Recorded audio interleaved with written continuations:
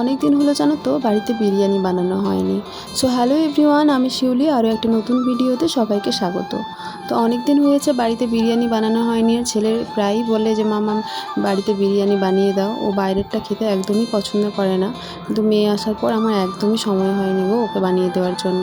আর এছাড়া ওর বাবাও বাইরের বিরিয়ানি খেতে একদমই পছন্দ করে না, যেহেতু মাটন চিকেনটা খায় না, তাই বাইরের বিরিয়ানি ও পছন্দ করে না।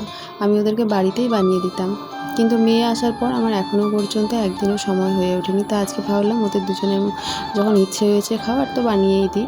আর আমার থেকেও হয়তো আরও অনেকে আরও ভালো প্রসেসে বিরিয়ানি বানাতে পারে এবং ভালোভাবে পারে, কিন্তু যারা একদমই পারে না তারা ইজিভাবে এটা করতে পারবে, তাদের জন্য ভিডিওটা রইল।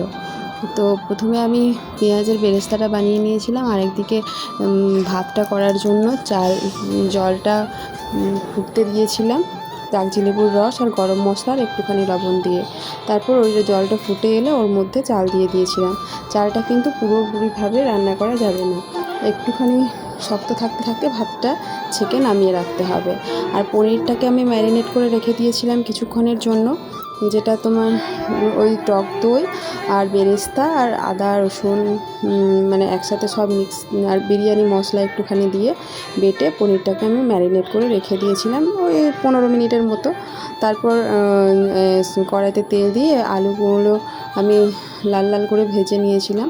তারপর আলুটা ভাজা হয়ে যাওয়ার পর সেই তেলের মধ্যে আমি ওই পনিরের যে গ্রেভি মানে ম্যারিনেট করা ছিল সেটা গ্রেভি বানানোর জন্য ওই তেলের মধ্যেই দিয়ে দিলাম। তারপর দেখো পনিরটা যখন গ্রেভি হয়ে যাবে, এবার এটাকে আমি কিছুটা তুলে রাখবো লেয়ার করার জন্য। কিছুটা বাটিতে করে তুলে রেখেছি, আর এই কড়াইটাতেই আমি করব, এত কিছু বাসনও লাগবে না, আর খুবই ইজি বাড়িতে বানানো।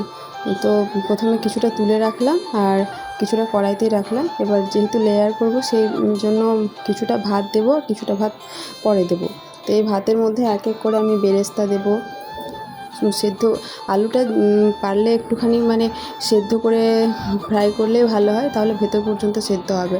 আর না হলে একটু একটু কাঁচা কাঁচা থেকে যায়, যেহেতু ভাপে তো আলুটা পুরোপুরিভাবে সেদ্ধ হয় না, তো সেই জন্য আগের থেকে একটু সেদ্ধ করে নিলে ভালো হয়। আর তার উপর দিলাম বেরেস্তা আর কেশর আর ওই মিঠা আতর, গোলাপ জল, ওগুলো আমি অল্প পরিমাণেই ব্যবহার করি, আমি বেশি দিই না, কারণ আমার ছেলে ফ্লেভারটা একদমই পছন্দ করে না।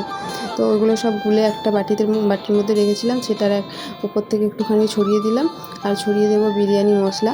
বিরিয়ানি মশলাটা বাড়িতেও বানানো যায়, কিন্তু যেহেতু আমার এখন সময়ের খুব অভাব, তাই আমি কিনেই নিয়ে এসেছিলাম। তো উপর থেকে বিরিয়ানি মশলা দিলাম, তার উপরে আরেকটা লেয়ার দিলাম, দিয়ে আমার বাড়িতে তৈরি করা ঘি ছিল, ঘি দিয়ে ঢাকা দিয়ে দিলাম। আর ঢাকা দেওয়ার পর মানে গ্যাসে আছে তাওয়াটা আগে মানে প্রিহিট করে নিতে হবে, তারপর সেই কড়াইটা ওই তাওয়ার মধ্যে বসিয়ে দিলাম।